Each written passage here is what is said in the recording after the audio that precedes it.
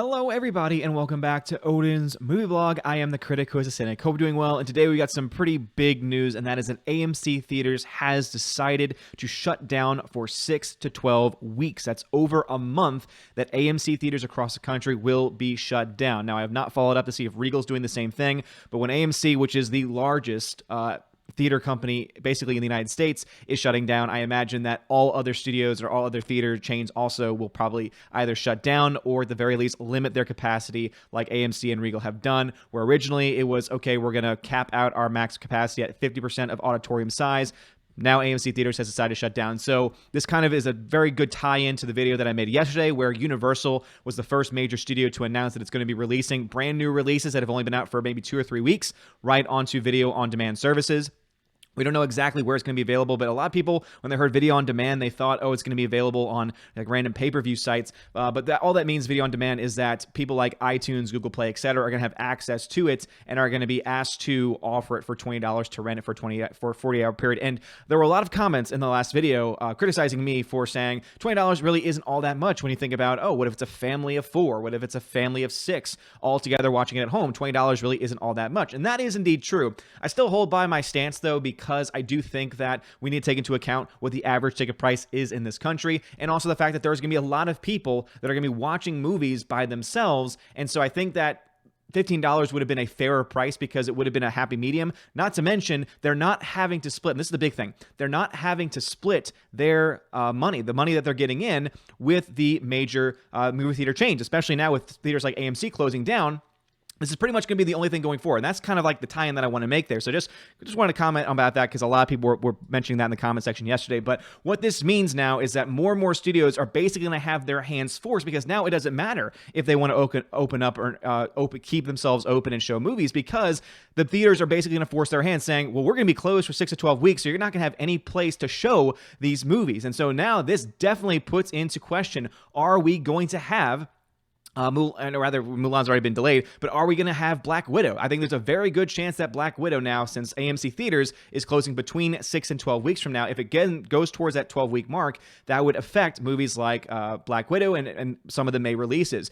But this is just insane. I mean, this is just absolutely insane. Now, of course, I think that AMC is doing it for the right reasons. I think that it's overall a good thing for these companies to start acting this way. But AMC relies on the popcorn, relies on people going to the theater to make their money. I mean, they don't get much of anything off ticket prices. They, in the first 2 weeks of release, they only get about maybe 10% of each ticket sale. So if a ticket costs $10, they get maybe $1 or so of that ticket, while the studio gets the rest. And then as the movie's out longer, for a longer period of time, the studio gets less, movie theater gets more, and by the end of its run worldwide, when you look at it, it's usually about a 60-40 split, where the studio gets around 60% of the entire box office revenue, where the theaters end up getting around 40% of the box office revenue. And so without that 40%, I do think that you're going to have more and more studios saying, hey, we can probably actually make a decent amount of money, seeing that people are basically going to be quarantined at home. People are basically going to be at home anyway. The theaters themselves are going to be closed and not going to be accessible to people. And this is something I thought maybe, oh, they're just going to shut down some theaters across the country, which I think would have been a better first step. But again, I'm not really going to criticize AMC for shutting down, because it just makes a lot of sense for them to do this.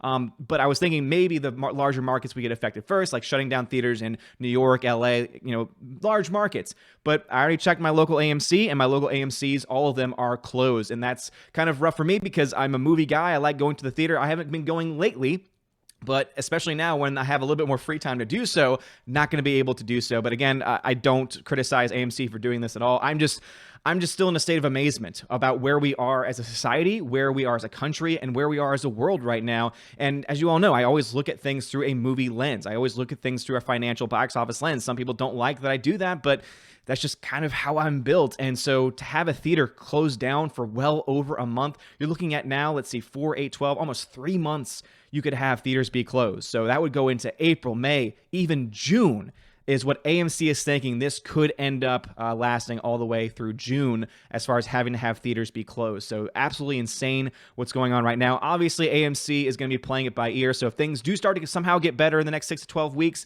I'm sure that they will slowly start to roll out their theaters and allow them to open. But this is going to raise a big question. This is what I want y'all to answer in the chat. Do you think, because there's been rumors, it was going around 4chan, so obviously take it with a grain of salt, that Disney is planning to release Black Widow onto the Disney Plus streaming service and also video on demand, this might push them. This might almost force their hand, because either they delay the release of Black Widow to an unknown time and then have to spend more money on marketing, etc., and could end up costing them a lot more in the long run, or they could say, all right, we're going to release it on video on demand services and maybe do something similar to Universal. Say, all right, we're going to offer it for $20 a pop, where you get to watch it over a 48-hour period through Google Play, through iTunes, etc. Or they could even say, hey, we're going to offer it on our streaming service for free. As I mentioned previously in other videos, that would definitely increase the amount of people that are signing up for the movie. But what I think is going to be the eventual move by a lot of these studios, especially as they start to get their own streaming services, as Disney currently has, and I forgot this yesterday, that Universal is also a part of NBC, and so obviously they're working on their own streaming service as well.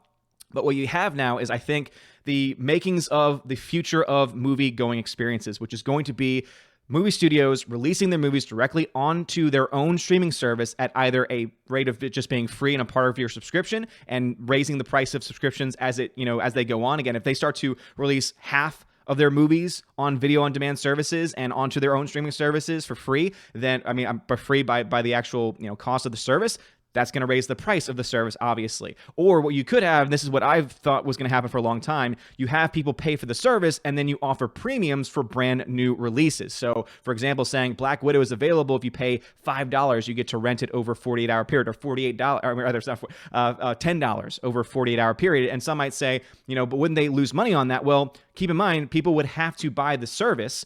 And remember that they usually have a free trial with these things. And so that would allow them to continue to make money off of the people who want to buy the service for free to get access to it, but then have to pay an extra premium to get that brand new release that was meant to have a theatrical one. But either way, this is a very precarious time for the theater industry. Again, as someone that loves going to the movies, loves going to the movie theater itself, this is going to put them in a very dangerous situation, because they're not going to be able to make money in the United States, which again means not money on popcorn, no money on drinks, etc. Them shutting down their theaters, it means that they are not spending as much money on electricity running their movies. But remember that everything's digital now at theaters, which means they have these giant servers that take up a lot of electricity in order to keep running and to keep open. They can't just shut those down, with all intents and purposes. And so the question's going to be asked: how much is this going to cost the movie theaters? Again, we already talked about the movie studios costing them upwards of $20 billion is what some people are projecting. Now you could see a similar loss going on with movie theaters as well. But anyway, I want to talk about this because, as you all know, I've made it no secret that I used to work for AMC. I used to work for an AMC theater as a supervisor, and it was a great experience. Again, I overall am very positive, have a positive view of the company. Are they perfect? No company is. But I think this is a very good move on their part to try and curtail any, obviously, because they can recommend, hey, you should stay at home. But it's not until the businesses start to say, no, seriously, stay at home. If only they could start doing that in Florida on their beaches, which I'm sure is going to come at some point in the future. I've been watching a lot of Drunk 3PO's coverage of that. Shout out to Drunk 3PO, he's an awesome guy. But basically, people in Florida are like, I don't care. We're going to have fun. We're going to be social distancing be damned. Even though what you're doing is, remember, when it comes to social distancing, the main thing is that you don't want to carry it to infect other people that are more susceptible. Even if you are healthy, even if you are not going to be infected by anything or negatively impacted by anything, you might carry it to someone that will be negatively impacted. So basically, it's a time in our history where we need to start thinking not about ourselves, but about others and the impact that our actions can have on others. And I think that's what AMC is doing. That's what a lot of other companies are doing across the country, is what can we do to try and curtail just the tremendous egos and the self-centeredness of our own country, and the self-centeredness, rather, of people within our own country and across the world, really, because this is not just typically an American issue. This is something that a lot of us struggle with, right? It's what is individualism, but then what is almost hyper-individualism, where it comes to the point of narcissism. But anyway, want to talk about this. Just absolutely crazy, absolutely insane. Let me know your thoughts about this, though. Do you think AMC theaters is going to be closed for that entire 6-week period and possibly even 12 weeks? And do you think that we're going to have an announcement as early as today? And of course, stay tuned here, because as soon as these studios start releasing and announcing, hey, Black Widow's coming out on VOD, or any of those other big giant releases set to come out in May and possibly even June at this point, are going to get video on demand releases instead. So let me know your thoughts about this and all the things we talked about in the comments section below. And the one last thing I want to say is AMC does have their own video on demand service. So similar to iTunes, similar to Google Play, you pay the standard fare to buy or to rent movies. So that's one way that if you want AMC to continue to succeed, that's one way that you could technically support them, because I don't know the contracts that they have with the studios, but I'm imagining that they don't get that much money in those transactions. I'm imagining that the studio gets most of that money that you get whenever you buy or rent a movie. But again, I don't have those numbers in front of me right now. But if you want to support AMC, best thing to do is, of course, to go over to the AMC Theaters website, to the app, and to try and support them in whatever way you can. If, of course, you want to support them, which I really want to. But let me know your thoughts about this and all the things we talked about in the comment section below. Like this video, smash the like button, give me a subscribe. It helps me a lot. You're all amazing and beautiful people. Have a wonderful day. And as always, God bless. And now to give a special shout out to my March Patreon and Subscribe Star members: animation commentator Brian P., Dion, David Brobrizik, Divex, Elizabeth M., Enrique Evangelista, Father Christopher Miller, Hail Father, Frank the Tank and the Shawhan Wiener Dog Clan, Harold Francis, the Honker Chonker Funky Monkey, Inflame Wood, Trap Productions, Jason Clark, Jeffrey Toon, JJ Jonathan Jerembeck, Kenneth Camiel, Lady T, Mad Mitch Dunaway, Mr. Peabody and his evil twin with the beautiful hair, Orange Hat Reviews, Outpost Dyer, Perpetual Punster, Riff Magos, Riff Racer Request, Rosetta Allen, Sir Lancelato, Steve Glasker, Teresa Martin, Theodore Bendon, The DJD Show, and Tina B for Patreon, and my Subscribe Star peeps: Robert Revo, Larry, Mr. Roy, Glinzer, G2 Cool 99, Dark Star 57, Alex McCarthy, US 888209 Fast, Dean Heiss, Harold Francis, J-Rod the Beer Guru, Nebadan G. Adams, and ZK Man, and Mike Jackson.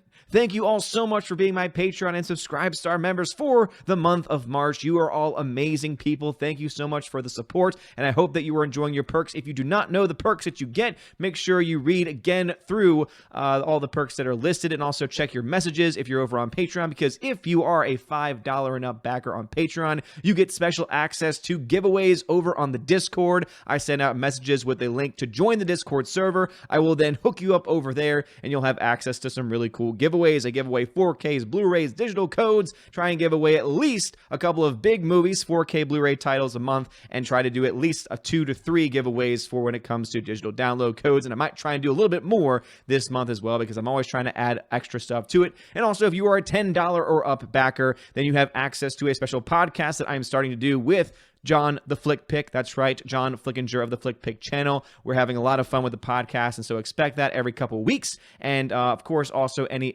extra behind the scenes, extra footage, extra interviews, extra solo podcasts as well, you will also have access to. And my special $25 and up backers on Patreon Subscribe Star, you have access to all of those things that I've listed. You also get a t-shirt. That's right, I will send you a t-shirt for your first month. And of course, you can also be featured on the Chosen to Valhalla live stream once a month. You get to be featured on the Odin's movie blog channel. It's always usually on a Sunday around 12 p.m. Eastern time. You get to join some lovely peeps and have some really great discussion with all of the Chosen of Valhalla and me with the live audience. Anyway, you guys are all amazing and beautiful people. Thank you so much. Have a wonderful day. And as always, God bless.